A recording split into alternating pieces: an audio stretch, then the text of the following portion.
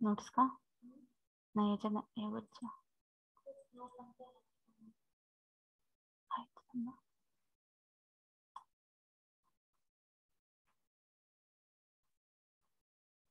येत आहे ना फॉर्म्युला. हा इथं आहे पहा सॅपनिफिकेशन value.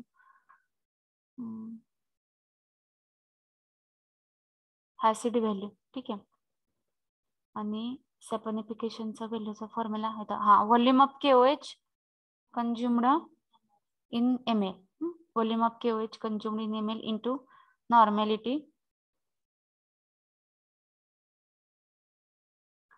into 56 divided by weight of oil taken in gram. ठीक आहे. हा एक फॉर्म्युला आहे. आणि इथे एक आहे फॉर्म्युला दुसरा. आता खालचा फॉर्म्युला मध्ये हे व्हॅल्यू कसे कसे दोन व्हॅल्यू दिले नाहीत का इथं मग 1.2 gram of oil was saponified 1.2 gram ठीक आहे. ओके मिनिट मध्ये बोलू नका सगळं ते रेकॉर्ड होत. 1.2 gram of oil was saponified with 50 ml of 0.1 normal KOH ची व्हॅल्यू तुम्हाला किती घ्यायची. KOH ची व्हॅल्यू दिली म्हणजे तुम्हाला वरतीच टाकावं लागेल. तर KOH ची व्हॅल्यू दिलेली नाही. मग SCL चं कसं काय दिलंय मग नंतर. हा आणि नंतर the mixture required 7.5 ml of 0.1 normal itself for neutralization साठी 7.5 ml तुमचं काय होणार आहे न्यूट्रलाइज झाली असेल. ठीक आहे. Find the saponification value. आता इथं जर दिले असते एक तर आता हे ब्लँक बॅकचं तर येऊ शकत नाही कारण तिथं काय वर्ड दिलेलंच नाही ब्लँक किंवा बॅक असं देतात कधी कधी की HCLचं दिलंय तुम्हाला कन्फ्युज करण्यासाठी. जसे 12चे तुमचे प्रॉब्लेम असतात थोडे असे चॅलेंजिंग. तर जर त्यांना ब्लँक आणि बॅकचा हे जर आपल्याला फॉर्म्युला यूज करायचा असता तर ब्लँक किंवा बॅक एकतरी शब्द त्यामध्ये असतात. ठीक आहे. तर तो तर शब्द त्याच्यामध्ये नाही याचा. त्यांनी जरी HCL दिले तर त्यांनी थोडी सांगितलेलं नाही की ते HCL व्हॉल्यूम कुठल्या एक्सपेरिमेंटला यूज केले ब्लँक एक्सपेरिमेंटला यूज केले किंवा बॅक एक्सपेरिमेंटला यूज केले गेले असं काय किंवा टेस्ट एक्सपेरिमेंट असं काही दिलेलं नाही. फक्त न्यूट्रलायझेशनला यूज केलं गेलं असं सांगितलं. ठीक आहे. त्याच्याशी आपल्याला काय घेणं देणं. वरती काय सांगितलं 1.2 ग्रॅम ऑफ ऑइल वॉज सॅपोनिफाईड झालेला आहे आणि KOH 50 ml रिक्वायर्ड आहे ते मात्र आपल्याला पाहिजे होतं. ठीक आहे. आपल्याला पाहिजे की व्हॉल्यूम ऑफ N/2 KOH किती कंझ्युम झाला किती रिक्वायर्ड झाला तर ते त्याच वर्ड मध्ये तसं स्पेसिफिक दिले आपल्याला की 50 ml झालेलं आहे आणि वेट ऑफ ऑइल झालं ते दोन फक्त व्हॅल्यू पाहिजे. ती HCL इथं काय संबंधित नाही. इथं काय दिलं अजून हा ठीक आहे ते KOH दिले समजलं. आता त्यामध्ये टाका व्हॅल्यू आणि मग आन्सर फाइंड आउट करा. खालचा काय सेमच क्वेश्चन आहे सेम टाइपचेच आहे. हा 1.55 gram of oil is saponified with 20 ml of 0.2 alcoholic KOH. आता इथं KOH रिक्वायर्ड 20 ml असेल आणि 0.2 नॉर्मल KOH. आता हे 0.2 असेल आणि 0.1 आहे तर इथं आपण काय घेतलंय बघा KOH कसा आहे N/2 आहे तर N/2 म्हणजे ते 0.5 आहे तर ते तुम्हाला अगोदर 0.2 मध्ये कन्वर्ट करून घ्यावं लागेल 0.1 किंवा इथं नंतर after refluxing the mixture it's requires 50 ml of 0.2 normal solution. त्याची काय गरजच नाही आपल्याला HCLची आपल्या ह्या फॉर्म्युल्यामध्ये तर काय आपल्याला गरज नाही HCLची. Find the saponification value. तुम्हाला ह्याच फॉर्म्युल्यानुसार वरचा जो फॉर्म्युला आहे त्या फॉर्म्युल्यानुसारच काय करायचे ते शेअर करायचं. ठीक आहे. त्यानुसार शेअर करा आणि किती आन्सर येते पहा कधी त्यानुसार फाइंड आउट करा आणि आन्सर किती येते ते पहा. ओके. आता मला सांगा आपला फ्युएल कुठपर्यंत आलाय. एक मिनिट मी शेअर करते नोट्स त्याच्या. क्लासिफिकेशन ऑफ पेट्रोलियम मध्ये 2 झालेत मॅम. ओके आस्फाल्टिक झालेलं आहे ना लास्टच राहिलं मिक्स्ड आय थिंक.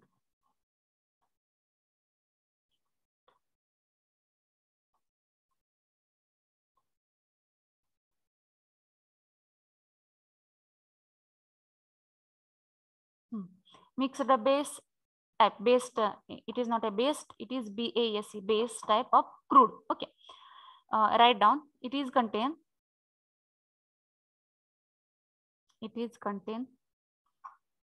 both म्हणजे दोन्हीही it is contain both दोन्हीही paraffinic double F लिहायचं PARAFF paraffinic and and asphaltic, paraffinic and asphaltic hydrocarbons, full stop, hydrocarbons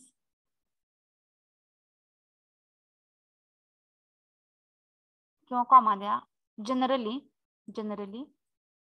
they are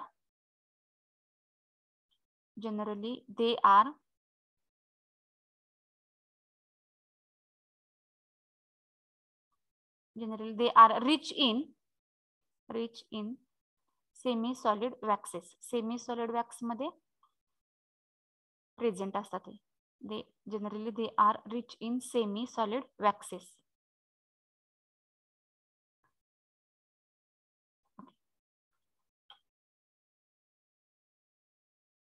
Is it over? Yes, ma'am. Yes, ma'am. Yes, ma'am. Okay. The next, origin of petroleum. See how it is originated. आता petroleum कसं originate झालं त्याची एक theory आहे. Fossil आपल्याला माहिती आहे की फॉसिल जे ऑर्गॅनिझम आहे त्यांच्यापासून त्याची काय झालेली आहे, ओरिजिन झालेलं आहे. ठीक आहे. आता according to the modern theory the petroleum has resulted from the partial decomposition. आता हे बऱ्याच वेळा सांगितले की डिकम्पोजिशन झाल्यानंतर किंवा मराईन ॲनिमल्स आहेत त्यांचं बर्निंग झाल्यानंतर आणि व्हेजिटेबल ऑइल्स, तर त्यापासून हे काय होतात, पेट्रोलियम ऑइल्स म्हणजेच मिनरल ऑइल्स हे काय होत असतात, ओरिजिनेट होत असतात. ठीक आहे. The change in earth at buried these are material under the ground they have been subjected to intense and pressure. आता ज्यावेळेस ते बरीड झालेले असतात, जे मराईन ॲनिमल्स आहेत, व्हेजिटेबल्स आहेत, ज्यावेळेस जमिनीखाली गाडले गेले जातात, ठीक आहे, तर त्यावरती ऑब्विसली त्यांच्यावरती काय येत असतं, प्रेशर येत असतं. ओके, त्यावरती काय येणार आहे, pressure and heat during ages of the tank. Ages of the tank म्हणजे जे सपोज आता गाडलं गेलेलं आहे त्याच्या साईडच्या ज्या कडा आहेत, एजेस ऑफ द टँक म्हणूया आपण त्याला, तर त्यावरती हीट तर त्यामधून ट्रान्सफर होते, प्लस प्रेशर पण त्यावरती असतं. आता या हीट आणि प्रेशरमुळं त्यामध्ये रिएक्शन होतात. ठीक आहे. फॉसिल फ्युएल्स ऑर्गॅनिझम असतील त्यांच्यामध्ये जे सगळे जे कंटेंट्स असतात तर त्या कंटेंटची काय होते तर रिॲक्शन्स होतात आणि त्याचं कन्व्हर्जन परत अशा एका क्रूड ऑइल मध्ये होत असते. So the conversion of these material into various hydrocarbon under the influence of radio active substance. आता इथं आपण सांगितलं की रेडिओ ऍक्टिव्ह सबस्टन्स काय होतात, त्यामध्ये इन्क्लूड होतात. रेडिओ ऍक्टिव्ह सबस्टन्स हे जमिनीमध्ये ऑलरेडी अर्थ क्रस्टमध्ये प्रेझेंट असतात ते, प्लस जे ॲनिमल्स आहेत त्यांच्यामधील जे त्यांच्या शरीरामधील जे कंटेंट आहेत, बॉडीमधील जे कंटेंट आहेत एलिमेंट्स, ते सगळ्यांची एकत्रित रिॲक्शन होऊन क्रूड ऑइल तयार. असं नाही की जेवढे ॲनिमल सगळे बरीड झाले सगळ्याच कन्व्हर्जन क्रूड ऑइल मध्ये, थोड्या पार्शल अमाऊंट मध्ये होत असतं. पार्शल अमाऊंट मध्ये त्याचे काय होईल, डिकम्पोजिशन होईल, मग ऑर्गॅनिक मॅटर तयार. फॉर एक्झाम्पल आता आपले बोन्स आहेत, बोन्सचं कन्व्हर्जन जे आहे ते सॉइलच्या रिलेटेड अशा एका कंपाऊंड मध्ये होईल. नंतर स्किन आहे त्याचं अनदर सबस्टन्स मध्ये होईल. सगळ्यात जो व्हेजिटेबल असतील किंवा जे ॲनिमल आहे त्यांचं जेवढी वेट आहे, वेट बाय वेट लगेच तुम्हाला तेवढंच ऑइलमध्ये कन्व्हर्जन झालेलं नसतं. जेवढे इलेमेंट्स आहेत म्हणजे बॉडीमध्ये जे मिनरल्स आहेत, इलेमेंट्स आहेत, जे केमिकल्स असतील, हार्मोन्स असतील, ते फक्त रिस्पॉन्सिबल असतात to prepare the crude oil. बॉडीचा जो अनदर वेस्ट पार्ट आहे, फॉर एक्झाम्पल बोन्स आहेत, तर वेस्ट जो आहे तर त्याचं कन्व्हर्जन क्रूड ऑइल मध्ये होत नाही. ठराविक अमाऊंटच फक्त काय होतं, क्रूड ऑइल मध्ये कन्व्हर्जनसाठी ते रिस्पॉन्सिबल असतात, ठराविक मिनरल्सच. तर हे झालं त्याचं ओरिजिन. ठीक आहे. आता त्याचं रिफायनिंग करायचं आपल्याला, तर हा पॉईंट महत्वाचा आणि न्यू आहे, this is new for you. Refining of crude oil. Refining म्हणजे तुम्हाला त्याचं प्युरिफिकेशन करायचं. रिफायनिंग जे व्हेजिटेबल ऑइल्स असतात तर ते तुम्ही जर पाहिलं व्हेजिटेबल ऑइलचं पॅकेज जे आपण फूड कुकिंगसाठी यूज करतो तर त्यावरती रिफाइन्ड ऑइल असं लिहिलेलं असतं. रिफाइन्ड केलेलं म्हणजे शुद्ध तेल म्हणू शकतो किंवा प्युरिफाय केलेलं तेल असते ते. तर आता हे रिफाईन करण्यासाठी आपल्याकडे एक फ्रॅक्शनल डिस्टिलेशन म्हणून एक मेथड आहे. ठीक आहे. ह्या मेथडमध्ये पण आपण ते रिफाईन करणार. त्याच्या अगोदर थोड्या प्रायमरी प्रोसेस आहेत. आता कसं करायचं रिफाईन आपल्याला, आपण काय करतो सुरुवातीला क्रूड ऑइल सेपरेट करून घेतो. ठीक आहे. The crude oil is separated into a various useful fractions by fractional distillation. सुरुवातीला मी सांगितलं की जे क्रूड ऑइल आहे त्यामधून आपण नंबर ऑफ ऑइल सेपरेट करतो. फॉर एक्झाम्पल पेट्रोल आहे, डिझेल आहे, तुमचं केरोसिन आहे, ऍस्फाल्ट आहे, टार आहे, गॅसोलिन आहे, तर हे सगळे सेपरेट केले जातात. मग आपल्याला ते फ्रॅक्शन वाईज काय करायचं असतं, सेपरेट करायचं असतं. So that's why we are using the fractional distillation process. Finally it is converted into a desired specific product. The process is called as refining of the crude oil. ही जी process आहे की crude oil आपण एक ठराविक fractions मध्ये convert करून घेतो, तर ह्या प्रोसेसला आपण फ्रॅक्शनल डिस्टिलेशन प्रोसेस असं म्हणत आहोत, किंवा रिफायनिंग म्हणतो आहोत. ठीक आहे, रिफायनिंग म्हणजेच प्युरिफिकेशनची मेथड. कोणती मेथड यूज केली आपण रिफायनिंगसाठी? Fractional distillation. MCQ ला विचारलं जातं. For refining the crude oil the dash dash method is useful. That is fractional distillation method. And the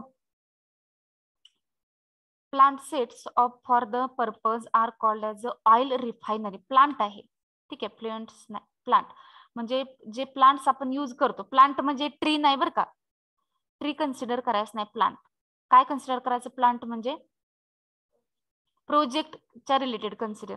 factories छोटे छोटे जे असतात त्याला प्लांट्स आपण म्हणतो आपल्या सायंटिफिक लँग्वेजमध्ये. एन्व्हायरमेंटच्या भाषेतलं प्लांट वेगळं.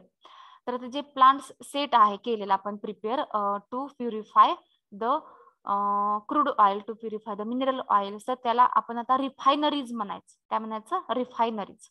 So the refineries contains the small level plants किंवा स्मॉल स्केलचे प्लांट्स असतात, which is contains the purification of crude oil. त्यामध्ये काय इन्क्लूड असतं? तर प्युरिफिकेशन ऑफ क्रूड ऑइल करतो आपण त्या रिफायनरीज मध्ये. The process for the refining involves the following step. आता या रिफायनिंगच्या प्रोसेसमध्ये काय काय स्टेप असतात? तर फर्स्ट स्टेप असते सेपरेशन ऑफ वॉटर. आपल्याला क्रूड ऑइल मिळालेला आहे, तर त्यामध्ये मॉइश्चर प्रेझेंट असणार आहे, कारण ते आपण जमिनीतून काढत आहोत, तर त्यामध्ये ऑब्विसली वॉटरचं कंटेंट प्रेझेंट असणार आहे. सो फर्स्ट स्टेप असणार आहे तुमची सेपरेशन ऑफ वॉटर. ठीक आहे. So in first step the separation of water takes place, in which it is also called as Cottrell's process. What? Cottrell's process. ठीक आहे. So in separation of water step, the crude oil from oil is extremely stable emulsions of oil and salt water. Water जर आपल्याला crude oil मधून separate करायचं असेल, तर त्यामध्ये oil तर आहे, ठीक आहे, पण त्या जे वॉटर कंटेंट आहे त्यासोबत एक इमल्शन प्रेझेंट आहे. आता इमल्शन म्हणजे काय? आपण अगोदर पूर्वी शिकलेलो की इमल्शन म्हणजे काय असतं, तर it is a mixture of oil plus water. ठीक आहे. आता जे तुमचं वॉटर आहे ते काय सेपरेट फॉर्म मध्ये प्रेझेंट नसतं, ते ऑइल मध्येच प्रेझेंट आहे, म्हणजेच ते इमल्शनच्या फॉर्म मध्ये असतं. ठीक आहे. कशाच्या फॉर्म मध्ये असतं? इमल्शनच्या फॉर्म मध्ये असतं, म्हणजे ते मिक्स झालेलं असतं ऑइल अँड सॉल्ट वॉटर. तर सुरुवातीला आपण काय करतो? फर्स्ट स्टेप आहे आपली सेपरेशन ऑफ वॉटर. आपलं क्रूड ऑइल आहे त्यामधून आपण त्यामधून आपण आपलं वॉटर कंटेंट काय केलं? सेपरेट केलं. सेकंड तुमची स्टेप असणार आहे removal of harmful sulphur compound. Water separate केल्यानंतर you should remove the harmful sulphur compound from the crude oil. Okay. So it is involves the treating of oil with a copper oxide, which is perform a reaction with the sulfur compound, which results in formation of the copper sulfide. पहा, आता आपला जो crude oil आहे त्यामध्ये sulphur present आहे. आपण आपल्या crude ऑइलची reaction, त्याची ट्रीटमेंट जर आपण कॉपर सोबत केली तर कॉपर सल्फाइड काय होणार आहे? हो, कॉपर सल्फाइड काय होईल? तर पीपीटी इथे तयार होतो किंवा केमिकल तयार होतो, साइड प्रोडक्ट, आणि तो आपण काय करू शकतो? रिमूव्ह करू शकतो. ठीक आहे. Is then removed by the filtration process. जो कॉपर सल्फाइड झालेला आहे, सॉलिड तयार होतो, पीपीटी तयार होतो, तो आपण फिल्ट्रेशनने रिमूव्ह करू शकतो. ही झाली दुसरी स्टेप. पहिल्या स्टेपमध्ये वॉटर रिमूव्ह केलं, दुसऱ्या स्टेपमध्ये तुम्ही काय रिमूव्ह केलं? कॉपर सल्फाइड रिमूव्ह केला. कसं रिमूव्ह केलं? तर त्यामध्ये तुम्ही काय ऍड केला? तुमचा कॉपर ऑक्साइड ना, copper oxide add केला. Copper oxide it is converted into copper sulfide. Then by the filtration process you can remove the copper sulfide. Wait 1 minute.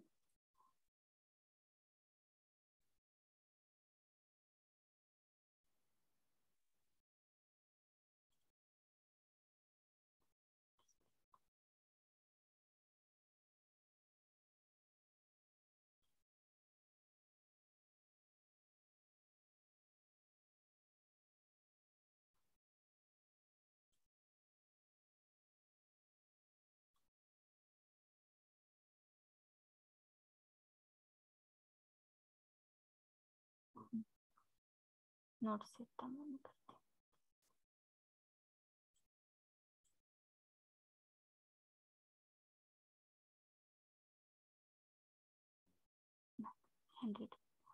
त्याच्या बेसला बहुतेक ठीक आहे. This is the second step. Now let us discuss the third step, that is important and final step. सुरुवातीला water moisture आपण remove केला. नंतर आपण काय रिमूव्ह केलं, तुमचा जो सल्फर आहे तो रिमूव्ह केला by using the chemical copper oxide. आता थर्ड फ्रॅक्शनल डिस्टिलेशन. ओके, आता या फ्रॅक्शनल डिस्टिलेशन मध्ये अगोदर मी तुम्हाला डायग्राम दाखवते. ही आपली फ्रॅक्शनल डिस्टिलेशनची डायग्राम आहे.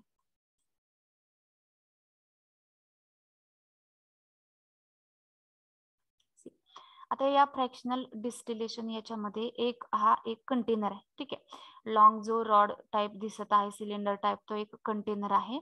तर याच्यामधून गॅसेस बाहेर पडणार आहेत आणि इथं क्रूड ऑइल आहे. पहा आपलं इथून आपण क्रूड ऑइल काय करतो, त्या प्लांटला आपण काय करणार आहोत, इन्सर्ट करणार आहोत किंवा ऍड करणार आहोत त्याच्यामध्ये. आता याच्यामध्ये इथं तुम्हाला हे स्टेप्स दिसतात. नोट्स सगळ्यांना विजिबल आहेत ना? Yes ma'am. हा ठीक आहे. आता इथं बघा, आता हे असे फ्रॅक्शन्स आहेत. त्याला नाव का दिले, फ्रॅक्शनल डिस्टिलेशन. याचे एक असे टप्पे केलेले आहेत छोटे छोटे. तर त्याच्यामध्ये वेगवेगळं त्याचा रोल आहे किंवा वेगवेगळे फंक्शन्स प्रेझेंट आहेत. तर इथून पहा, इथून लुब्रिकेटिंग ऑइल रिमूव्ह होतं. इथल्या प्रोसेसला याच्या हे पूर्ण दिसायला पाहिजे. हा ठीक आहे, इथं पाहता खाली इथून क्रूड ऑइल आपण काय केलं, याच्यामध्ये अप्लाय केले किंवा ऍड केले. नंतर आपण या प्रोसेसला किंवा जो आपला हा प्लांट आहे त्याला आपण स्टीम सप्लाय करतो इथून. देन जे हेवी ऑइल आहे हे त्याचे आउटलेट आहे. हे बाहेर जे दाखवले ते काय, त्याचे आउटलेट आहे. आता त्याच्या आतमध्ये काय आहे बघा, इन्फ्रास्ट्रक्चर मध्ये इथं एक हे जे कॅप दिसत आहेत तुम्हाला याच्यावरती अशी, तर त्या एक लूज कॅप म्हणायचं त्याला. नंतर इथं जे असं खालच्या साईडला एक पाईपलाईन सारखं दिसतं त्याला डाऊन स्पॉट म्हणायचं. आणि हा जो आहे तो ट्रे आहे. आता हे जे फ्रॅक्शन्स आहेत, ज्या स्टेप्स आहेत, त्यामध्ये वेगवेगळ्या लेवलला, डिफरंट लेवलला हे तुमचे ऑइल काय होतात, इथं आउटलेट दिलेत, त्या आउटलेट मधून सेपरेट होतात.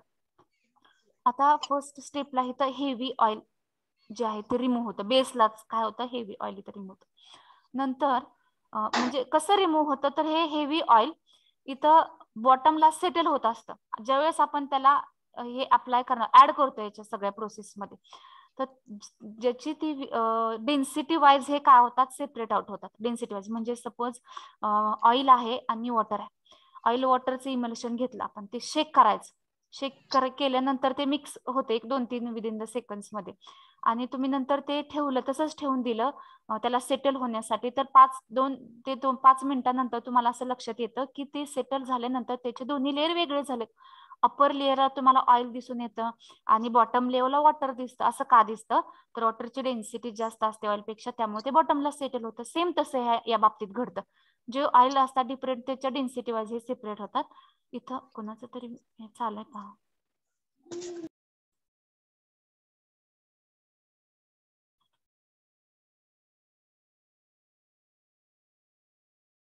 ठीक आहे, बंद केलं. नेक्स्ट, आता हे इथं हेवी ऑइल बॉटमला सेपरेट होईल. इथं लुब्रिकेटिंग ऑइल सेपरेट होतं. त्याच्या अप्पर लेवलला डिझेल ऑइल पहा, डिझेल ऑइल इथून सेपरेट होतो. केरोसिनच्या त्याच्या अप्पर लेवलला, नंतर त्याच्या अप्पर लेवलला नॅफ्थॅलिन, इथं गॅसोलिन, आणि इथं वरती पेट्रोलियम. इथं पेट्रोलियमच्या अभव त्याच्या वरच्या लेवलला गॅसेसची डेन्सिटी हे तुमचा जो हेवी ऑइल आहे त्यापेक्षा कमी असेल का जास्त असते? गॅसची डेन्सिटी कमी मॅम. आहे की नाही, कमी असणार गॅसची, बरोबर. तर गॅसेसची डेन्सिटी कमी असल्या कारणाने त्याची डेन्सिटी कमी आहे, म्हणून तर तो एन्व्हायरमेंट मध्ये काय करू शकतो, फ्री मूव्ह होऊ शकतो.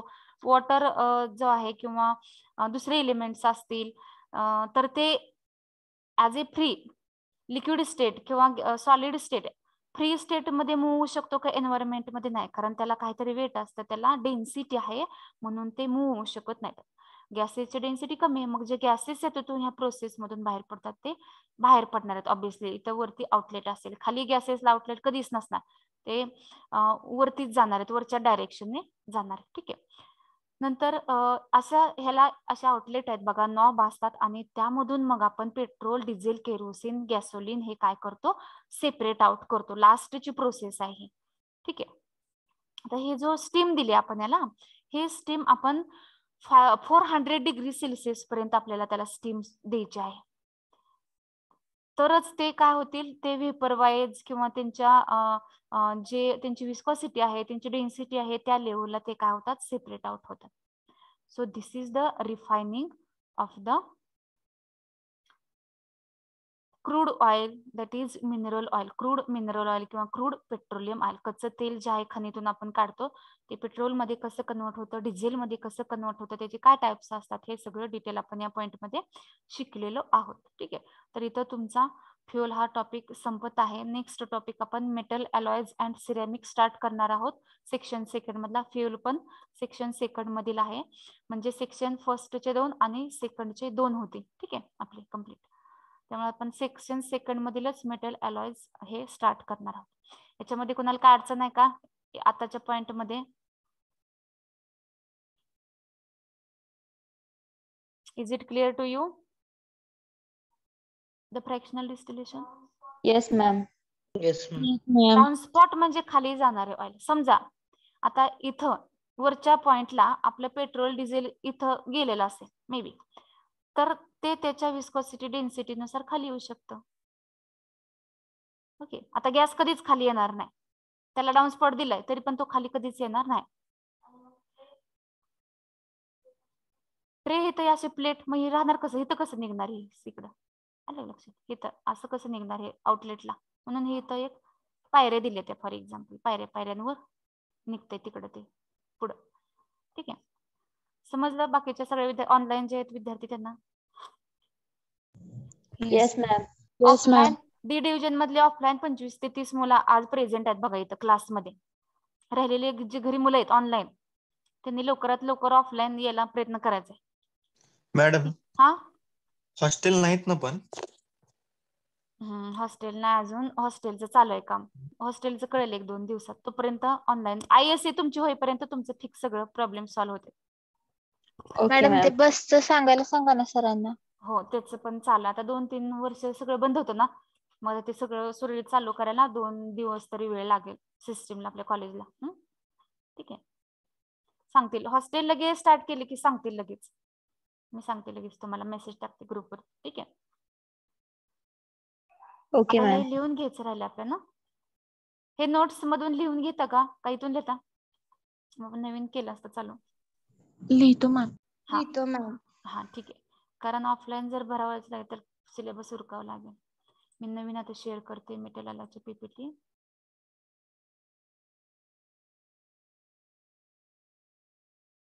लिहून काढा फक्त, पण ते इम्पॉर्टंट आहे.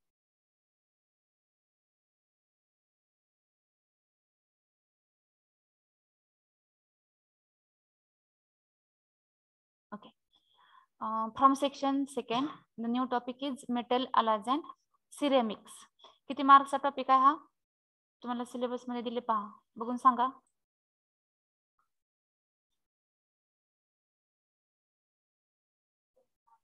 10 मार्क्सचा. 10 मॅम. 10. ओके, ठीक आहे. मोठा आहे आपण topic metal alloys and ceramics. ठीक आहे. आता ह्या टॉपिक मध्ये आपण काय शिकू, त्याचं नावच आहे मेटल्स, अलॉयज आणि सिरॅमिक्स. म्हणजे आपण मेटलच्या रिलेटेड काहीतरी शिकणार आहोत, अलॉयच्या रिलेटेड त्याच्या प्रॉपर्टी, टाइप्स, आणि सिरॅमिक्स. Ceramics means what?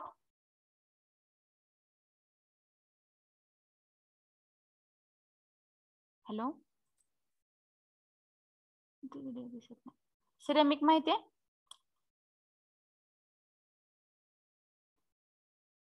प्रश्न विचारले की No, ma'am. सगळेजण शांत राहतात मातीची ना. भांडी. हा, सिरेमिक काय? हा, सिरेमिक तुम्ही ऐकलं नाही सिरेमिक कधी? तुमच्या घरात भरपूर असे त्याचे मटेरियल्स काय वस्तू असतील. हा बेसिन. हा, राईट राईट राईट. कोणी सांगितलं? मॅडम फरशी पण असते ना? आवाज जातो. हा बोला, म्हणजे ते रेकॉर्ड होतात ना लेक्चर, मग ते 1 मिनिट.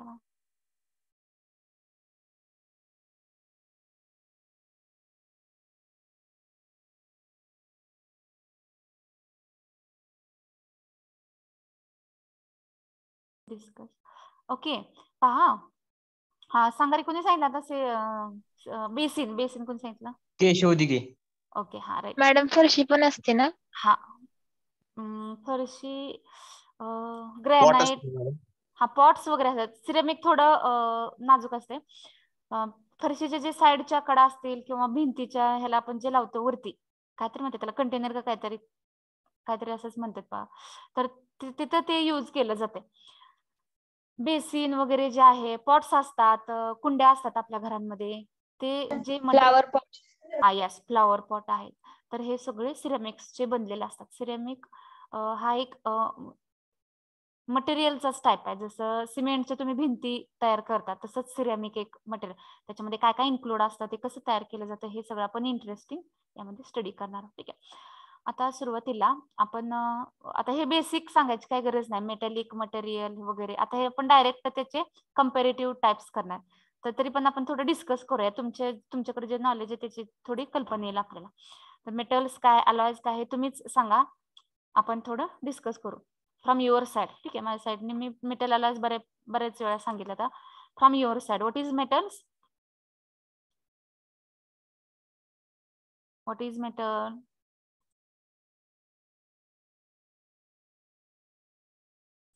ठीक आहे. आता प्रश्न विचारले की तुम्ही काय बोलत नाही, पहा मग. काय मेटल म्हणजे कशाला म्हणायचं, त्याचे काय 2-3 कॅरेक्टरिस्टिक्स सांगा. elements हा and that are good conductors of heat and electricity. Okay very good. Metal हा it is an Metals are malleable and ductile. Yes malleable असतात, डक्टाईल असतात, म्हणजे ते ताणले जाऊ शकतात. It is hammered into the sheet, त्यालाच आपण त्याची मॅलेबल अँड डक्टिलिटी पॉवर म्हणतो, की ते शीट मध्ये Lusters करू or शकतात. shiny. त्याच्या वायर बनवू शकतो आपण. अजून काय? हा केशव.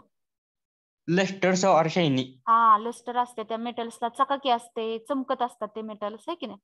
अजून काय? हे सगळं तुम्हाला मेटल्स बद्दल माहिती आहे. आता तुम्हाला ह्याचं पण माहिती आहे, अलॉयज बद्दल पण माहिती आहे. आता अलॉय बद्दल सांगा. Combination of 2 or more metals. Combination of 2 or more metals. For example, आता थांबा मी मुलांची नावं घेते. 2-3 मुलं डिस्कशन मध्ये सहभागी होतात, बाकीची काय होत नाही. शिंदे अथर्व आहे का? D60 जे बोलत नाहीत ना, त्यांना मी वेटिंग रूमला टाकणार आहे आणि कधीच ऍड करणार नाही परत. रोज मी त्या मुलांना मग वेटिंग रूमलाच टाकणार आहे, ज्यांना बोलायचं नाही, इन्व्हॉल्व व्हायचं नाही. शिंदे अथर्व आहे का? नेक्स्ट परत नागनी पूजा. नेक्स्ट नलोडे सौरभ.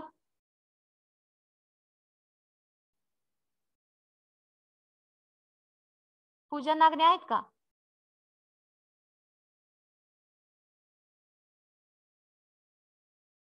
शिंगारे यश.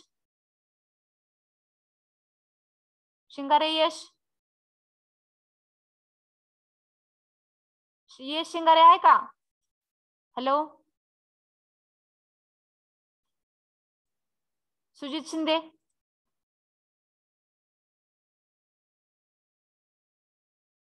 नंतर शिंदे ऋतुराज.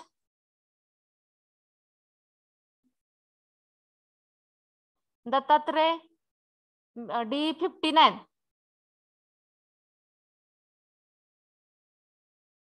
आम्हाला सगळं माहित असते, तुम्ही मोबाईलला मीटिंग चालू करून ठेवता.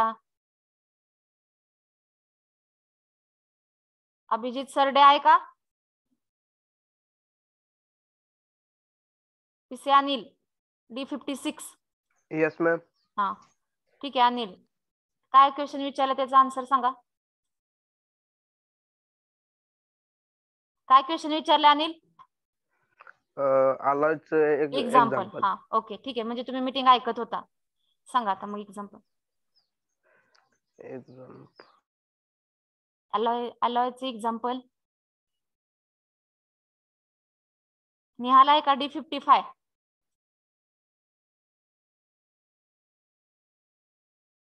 योगीराज परदेश आहे का? Yes madam. हा सांगा. अलॉयचे एक्झाम्पल सांगा. Coin. Hello Dipuja Vibhute. Hello madam, मी सांगू? कोण सांगते? Yes, ma'am. हा hello madam nickel cobalt hello copper Steel. Nickel cobalt copper aluminium bronze bronze bronze. हा ब्रॉन्झ आहे अजून stainless steel amalgam steel amalgam आहे, स्टेनलेस स्टील आहे, पेवटर आहे काय काय स्वेटर. Pewter. हा राईट. अजून Steel. हा ब्रास एक आहे की नाही, ब्रॉन्झ पितळ ब्रास हे ब्रॉन्झ एवढे चार पाच एवढे चार पाचच मुलं बोलतात बघा. Aluminium oil. Copper. Tin. Aluminium copper Alloy. टीन, कॉपर टीनचा अलॉय, अल्युमिनियम आणि कशाचं शोल्डर पण आहे. अमलगम. हा अमलगम पण झालं. क्लोरियम काय बिस्मथ पण आहे हम्म? बिस्मथ बिस्मथ आहे राईट. हा झिक्रोमियम येस झिर्कोनियम. नंबर ऑफ टाइप्सचे अलॉयज आहेत. Phosphor bronze. फॉस्फर ब्रॉन्झ आहे. आपण Cast कोणती iron. Metals Lead. Cast iron आहे तर कोणतीही मेटल्स आपण काय करू शकतो तर एकमेकांमध्ये मिक्स करू शकतो. ठीक आहे. झिंक पण आहे. हा राईट. 2 ते 3 मेटल्स मिक्स केले काय की लगेच आपला अलॉय होतं. 2 जरी मेटल्स असते तरी पण आपण त्याचा अलॉय तयार करू शकतो. टंगस्टन स्टील पण आहे ना मग. हा स्टेनलेस स्टील आहे. Tungsten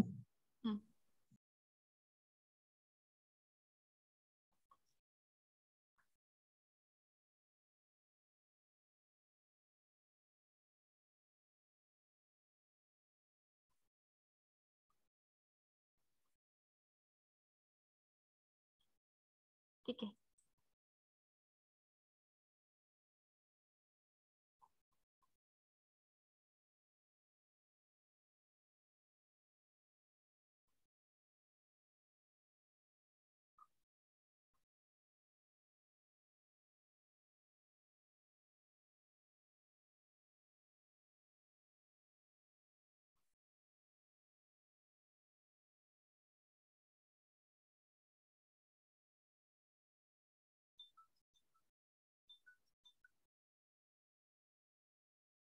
next comparison the syllabus metallic materials.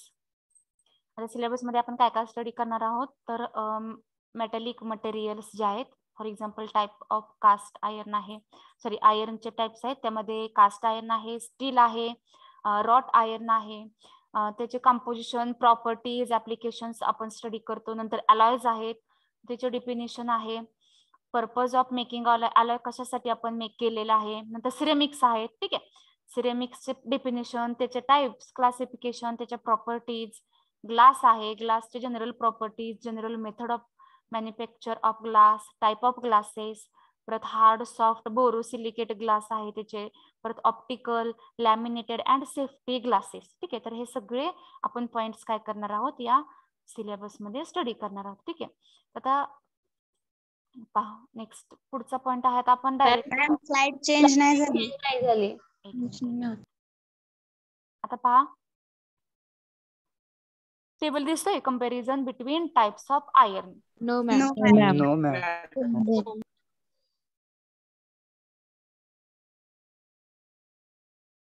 आता no No, ma'am.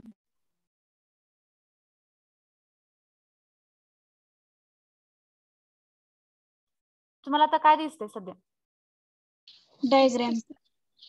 First page दिसते मॅम, डायग्राम पण नाही. फर्स्ट पेज दिसतं. First slide. First slide. Table दिसत नाही का? No ma'am. No, ma'am. पहा बरं आता चेंज होतेत का स्लाइड? No, ma'am. थांबा मी दुसरं मेटल अलॉय अँड सिरॅमिक ते फर्स्ट पेज दिसते मॅम. आता चेंज झालं. आता चेंज झालं. हा ठीक आहे. ओके. आता आपला टेबल कुठे गेला? हा इथं आहे पहा. हे होता सिलेबस. सिलेबस दिसला का सगळ्यांना? पहा metallic materials, types of iron, cast iron वगैरे. तर हे सगळं सिरेमिक आहे इथं. नंतर ग्लास आहेत, ग्लासचे टाइप्स, प्रॉपर्टीज हे सगळं आपण काय करणार आहोत स्टडी करणार. ठीक आहे. आता आपण डायरेक्ट टाइप्स ऑफ आयर्न तिथून आपण स्टडी करूया.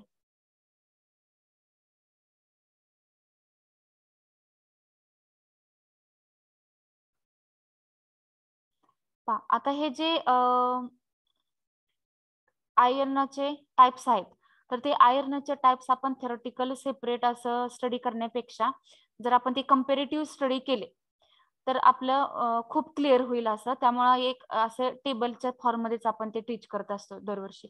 तर हे पॉइंट्स ऑफ कंपॅरिझन मध्ये आपण कास्ट आयर्न म्हणजे काय सुरुवातीला मी सांगते, त्याच्याच कंपॅरेटिव्ह आपण स्टील पण काय आहे, त्याच्यामध्ये काय कंटेंट आहे हे पण सांगणार, आणि रफ आयर्न आहे. ठीक आहे, तर रफ आयर्न मध्ये पण काय प्रेझेंट आहे ते पण आपण कंपॅरेटिव्हली सांगणार आहोत.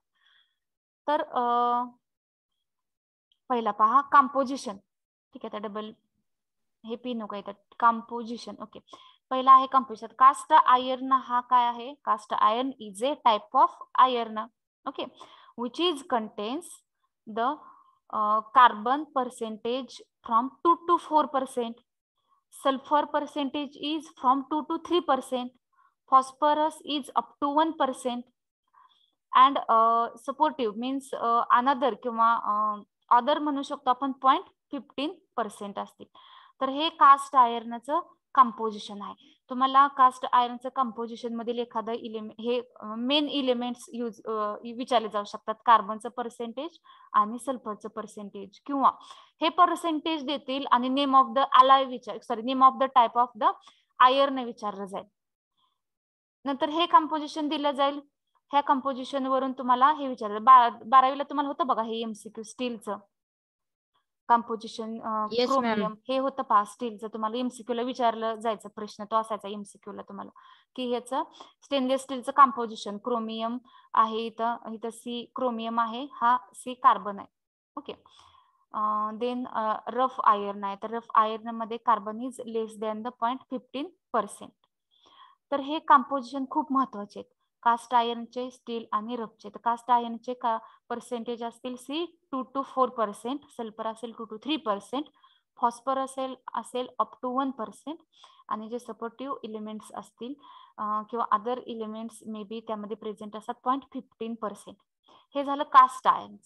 आता कास्ट आयर्न जो आहे त्याचे प्रॉपर्टीज कशा असतात, म्हणजे क्रिस्टलाइन प्रॉपर्टी कसं असतं, स्ट्रक्चर कसं आहे त्याचं, क्रिस्टलाइन आहे, अमॉर्फस आहे किंवा अनदर असेल. तर कास्ट आयर्न हे क्रिस्टलाइन स्ट्रक्चरचं असतं, त्याचे जे स्ट्रक्चर आहे ते क्रिस्टलाइन फॉर्म मध्ये असतं. त्याचा मेल्टिंग पॉइंट किती असतो, तर 1110 to 1250 डिग्री सेल्सिअस आहे. ठीक आहे, नंतर कास्ट आयर्नचा हार्डनेस कसा असतो पहा, हार्ड आणि ब्रिटल आहे. तो कठीण आहे पण ठिसूळ आहे. कसा आहे, कठीण आहे पण ठिसूळ आहे, hard and brittle. For example तुमचा ब्रिटल म्हणजे मोडला जाणारा, ठिसूळ म्हणजे किती दिसताना स्ट्रॉंग दिसतं पण मोडलं जातं, म्हणजे वूड कन्सिडर करा. आता वूड मॅम ना, ग्लास, काच. हा, ग्लास कन्सिडर करू शकतो आपण.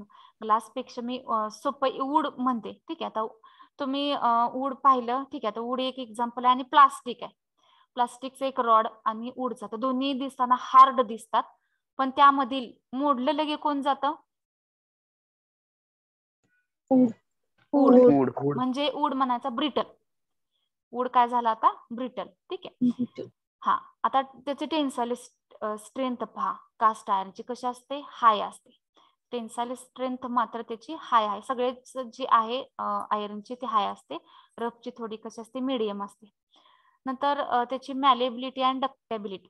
मॅलेबिलिटी अँड डक्टेबिलिटी म्हणजे ते शीट मध्ये कन्वर्ट केली जाऊ शकते, म्हणजे त्याचा पत्रा ठोकून त्याचा पत्रा करता आला पाहिजे आणि त्याची तार पण बनवता आली पाहिजे. असे जर प्रॉपर्टी करता आली आहे त्याची, तर त्याला मॅलेबिलिटी अँड डक्टेबिलिटी प्रॉपर्टी आहे असं म्हणायचं. वूड आहे तर ते ठोकून तुम्ही त्याचे हे करू शकता का, नाही करू शकता, ते पर्टिक्युलर मेटललाच प्रॉपर्टी येते ते. नंतर प्लास्टिक आहे, ते पण तुम्ही ठोकून त्याचा पत्रा बनवू शकत नाही, त्याला फोल्ड करू शकत नाही, तारेमध्ये कन्वर्ट करू शकत नाही. तर हे असे इंटर कन्व्हर्टेबल करण्याची जी प्रॉपर्टी आहे तर त्याला म्हणायचं मॅलेबिलिटी अँड डक्टेबिलिटी. नंतर आहे वेल्डिंग. आता वेल्डिंगच्या बाबतीत कास्ट आयर्न कसं आपल्याला कॅनॉट, आपण त्याला वेल्डिंग देऊ शकत नाही कास्ट आयर्नला. ठीक आहे, आता नंतर पुढचे आहे ऍप्लिकेशन. आता कास्ट आयर्न आपण कुठे यूज करतो, कुठे अप्लाय करू शकतो, तर it is making for the dyes malt, machine frames, base of heavy machineries. Okay, जिथं आपल्याला वेल्डिंग द्यायचं नाही म्हणजे मोडलं तोडलं जाऊ शकणार नाही अशा ठिकाणी आपण हे यूज करू शकतो. For example for making dyes mould. नंतर मशीन फ्रेम्स आहेत, मशीनच्या ज्या फ्रेम्स आहेत त्यामध्ये आपण ते आपल्याला मशीन एक फिक्स ठेवायचे, त्यामध्ये आपण यूज करू शकतो. बेस ऑफ हेवी मशिनरी आहेत आणि त्याला स्ट्रॉंग हार्ड बेस पाहिजे, तर त्यावरती आपण ते आपले मशिनरी ठेवू शकतो. नंतर ऍग्रिकल्चर मशीन्स आहेत, नंतर बेड इंजिन्स आहेत.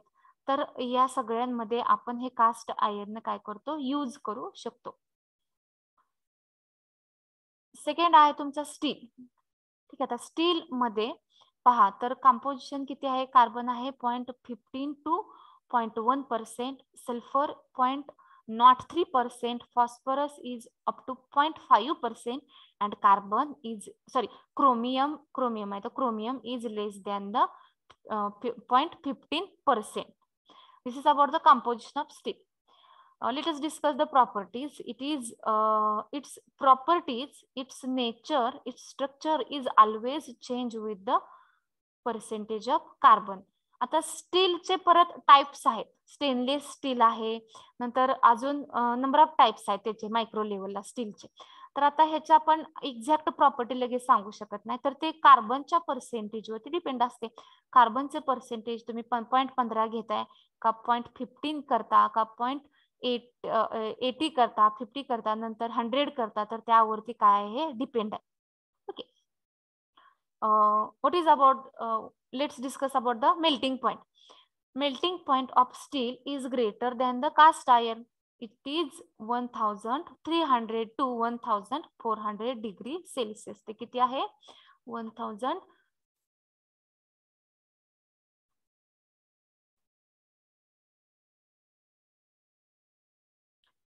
1300 to 1400 डिग्री सेल्सिअस आहे. ठीक आहे, आता हार्डनेस पहा कसं, हार्डनेस कास्ट आयर्न कसा होता, हार्ड आणि ब्रिटल होता. आता हा कसा आहे, माइल्ड हार्ड आहे. जर तुम्ही कास्ट आयर्न पाहिला असेल किंवा स्टील डोळ्यासमोर आणा आणि आयर्नाचा एखादा पीस डोळ्यासमोर आणा, इमेजिन करा. तर हे माइल्ड हार्ड असतं, जास्त पण आयर्न सारखं स्टील एवढं पण कठीण नाही, तर ते माइल्ड हार्ड असतं, त्यापेक्षा थोडस कमी कठीण आहे. नेक्स्ट, टेन्साइल स्ट्रेंथ स्टीलची पण चांगली असते, जास्त आहे, आणि कास्ट आयर्नची पण जास्त आहे. आता मॅलिएबिलिटी अँड डक्टाइल, स्टील पण आपण कोणतेही त्याचा करू शकतो, त्याला आपण स्ट्रक्चर देऊ शकतो, त्याला मेल्ट करून आपण परत त्याला रिफॉर्म करू शकतो, रिशेप देऊ शकतो. नंतर वेल्डिंग, कास्ट आयर्नला तर आपण देऊ शकलो नव्हतो. Let us say about the steel, स्टीलला आपण वेल्डिंग देऊ शकतो, वेल्डिंग करू शकतो, नो प्रॉब्लेम. नंतर आता कुठं ऍप्लिकेशन कुठं अप्लाय करतो आपण स्टील, तर it is used in rail tracks, trucks, transmission towers असतील, बार्स असतील, for reinforcement in RCC, for preparation. नंतर क्लच प्लेट आहेत, व्हील मॅन्युफॅक्चर ऑफ स्प्रिंग्स आहेत, ब्लेड्स आहेत, नंतर हॅमर्स आहेत, वूड वर्किंग टूल्स आहेत. So these are the applications for the steel. Steel हे आपण एवढ्या जे आपले काय म्हणतात त्याला टाइप्स आहेत ह्याच्यामध्ये आपण काय करू शकतो, अप्लाय करू शकतो स्टील. ठीक आहे, तर ह्याच्यामध्ये एक reinforcement in RCC means what,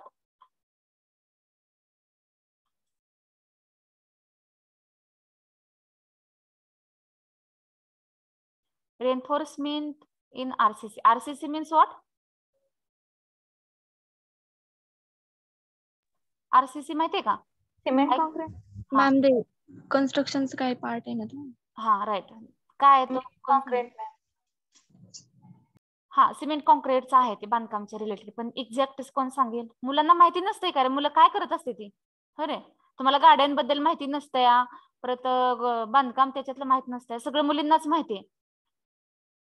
मुलांना काय माहिती असते ते? मग स्वयंपाकाबद्दल माहितीये का? आहे का नलवडे, सौरभ, शिंगारे, यश आहे का? शिंगारे तुम्हाला आता आत घेतले, उत्तर द्यायचं आता. D63. सुजित शिंदे आहे का? D62.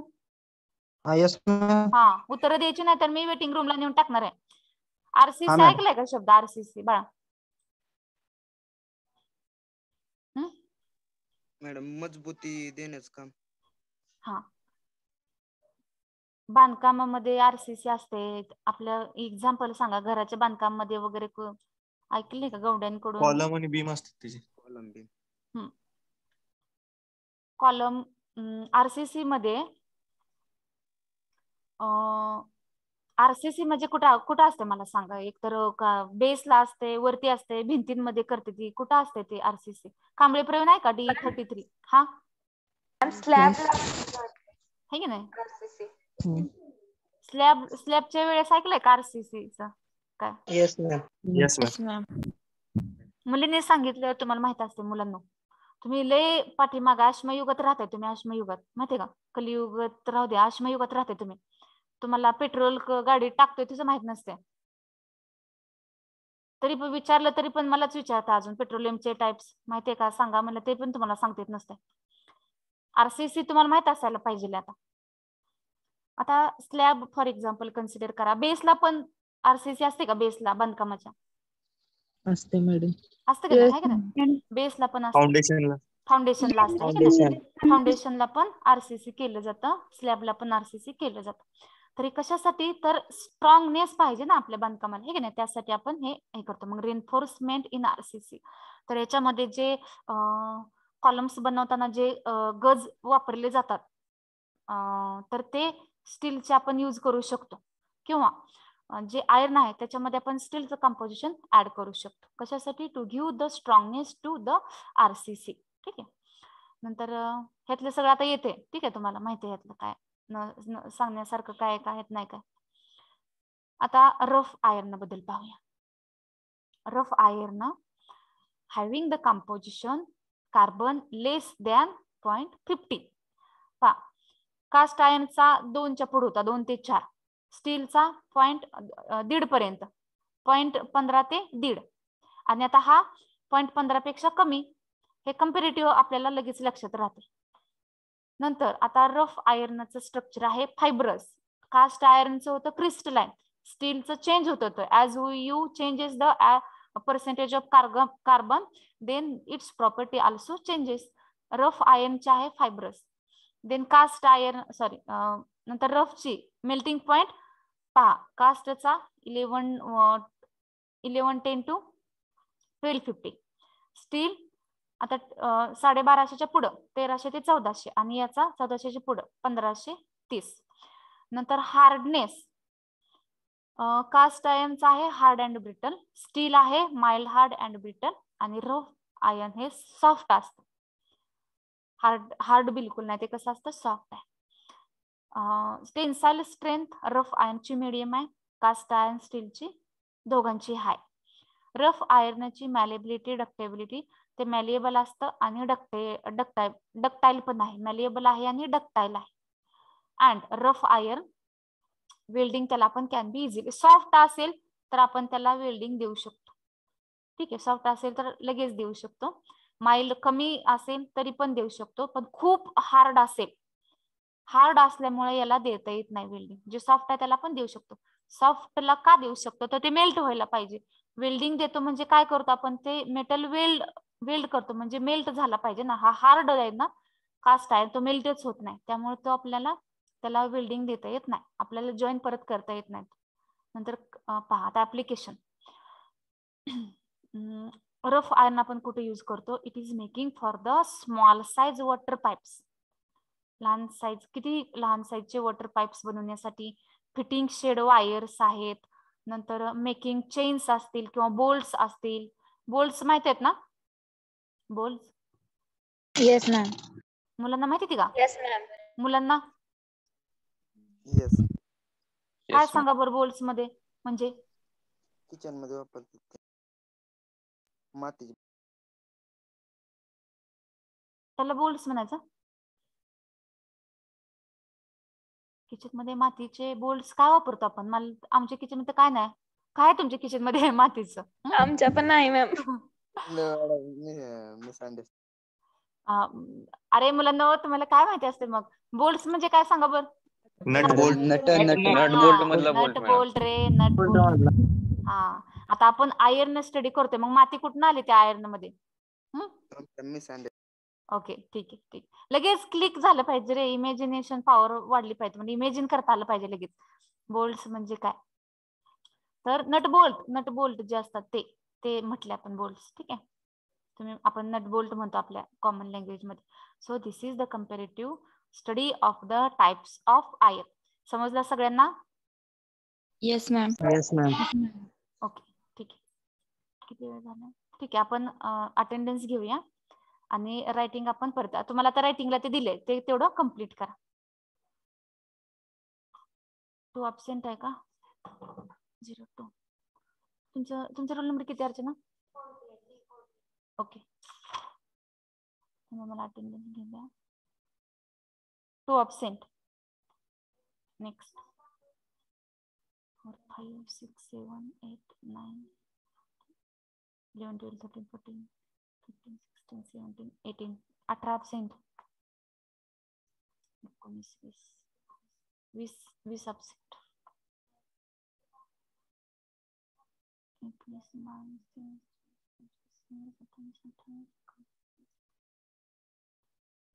34 35 अब्सेंट.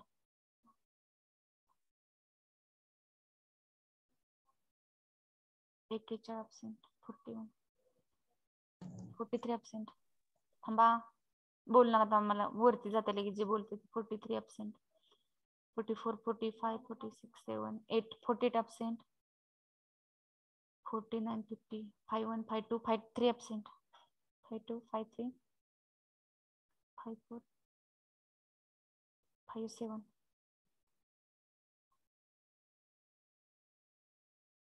60 अब्सेंट. 2 3 4 ओके 4 3 आहे फक्त खाली. नलवडे आहे का? Saurabh Nalawade. Hello hello Saurabh.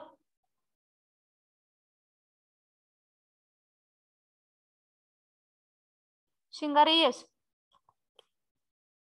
Hello. Yes madam. तुमचं मगाशी हे म्यूटचं तुम्हाला कॅप्शन का दिसत नव्हतं मला मगाशी? म्यूटचं इथं तुम्ही मोबाईल वरून करता का लॅपटॉप वरून? मॅडम जरा हँग झाला होता मोबाईल. नाही ते लॅपटॉप वरून जी मुलं करते त्यांचे कॅप्शन दिसत नसते ना रे? हा मॅडम. दिसते मॅडम, पण दिसतंय का? हेडफोन लावावं दिसते लागते. मॅम. लॅपटॉप वरून हेडफोन लावावा लागतो आणि पीसी वरून केलं तर नाही दिसत. पण पीसीला आवाजाचं काय करायचं? पीसीला असते का आवाज? साऊंड असतात मॅडम. बर, हे नलोडीचं का दिसत नाही? वर्ष संपत आले तरी इथं दिसतच नसते. करून विचारते मी, थांब. ॲब्सेंट नंबर किती येते बघा. 2 18 20 34 35 41. तुमचं 48 आहे का?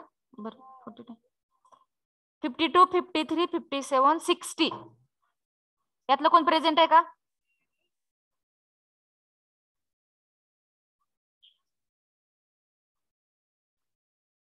पहा, हे लॅपटॉपला लावून ठेवली त्यांची आज ॲब्सेंटीसला तुम्ही 43. मोबाईल पण तुम्ही उचलत नाही. हे तुम्ही लॅपटॉपला लावून ठेवता लेक्चर नंतर किंवा मोबाईलला लावून ठेवता, कुठे हिंडत फिरत असता, त्याचा आम्हाला अजिबात काय नाही. तुम्ही आम्हाला फसवण्याचा काही संबंधच येत नाही. आम्हाला थोडीच प्लेसमेंट व्हायला जायचंय कंपनीत. तुम्ही स्वतःला फसवता एवढं लक्षात ठेवा. तुमची अटेंडन्स अब्सेंटी हे जे काय मॅटर आहे ती सगळ्या तुमच्याच फायद्याचा आणि तोट्याचा आहे. आम्हाला इथं तुम्हाला वाटत असेल की आम्ही लॅपटॉपला लावतो, फिरतो, हिंडतो, काय करतो. आता हे जे मुलगा आहे D43 ह्याला 8 मार्क पडले. ती ईसीला किती मार्क्स आहे? ते 8 आहे ती. ठीक आहे, हे काय करते? ह्याचा जे तुम्ही काय करताय ते तुमचा सगळं तुम्हाला तुमच्या ह्याच्यावर दिसते परफॉर्मन्सवर.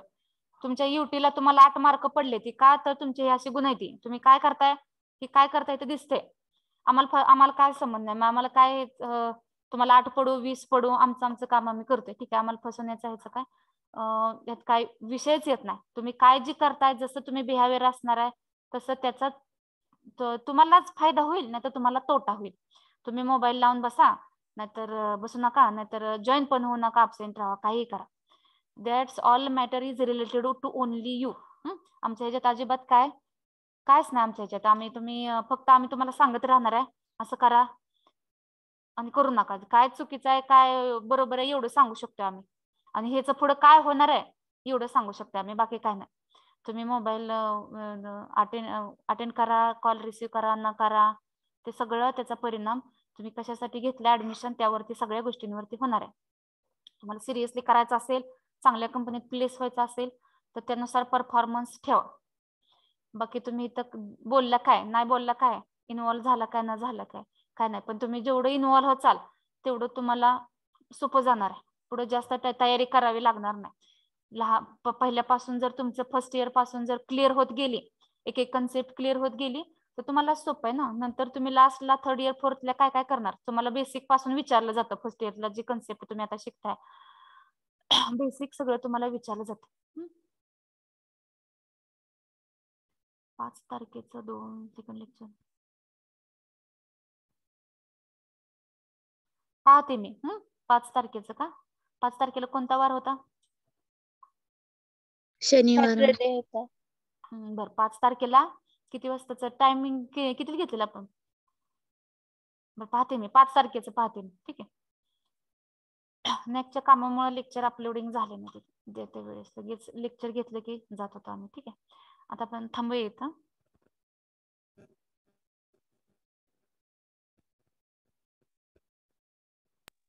मॅम हा बोला. सेकंड चॅप्टरचं तुम्ही असाइनमेंट दिली? हो दिली की. दिली ना? नाही मॅडम दिली अजून.